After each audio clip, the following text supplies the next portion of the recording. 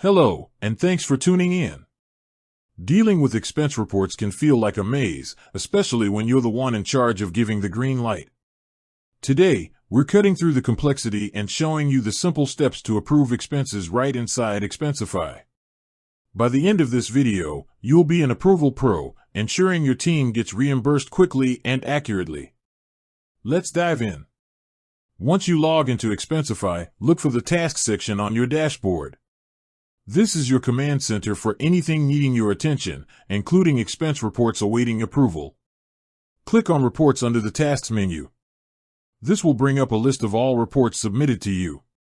You'll see reports listed with key details like the employee who submitted it, the total amount, and the date of submission. To start the approval process, simply click on the report you want to review. The report will open up, showing a detailed list of every expense within it. Now, this is the crucial part. You need to review each individual line item. For each expense, make sure you check three things: the amount, the category, and the attached receipt. Expensify does a fantastic job of automatically matching receipts, but it's still your job to verify the details. If an expense looks suspicious, or if the receipt is missing, this is your chance to flag it. If you need more information about a specific expense, or if something is wrong, you have two options. You can use the comment feature to ask the submitter a quick question. They'll get an alert right away. Or, if the expense needs correction, you can choose to send back the entire report. If you send it back, be sure to leave a clear comment explaining why. The employee will receive the report back and can make the necessary changes before resubmitting. Now, if everything looks correct, you have a couple of ways to approve.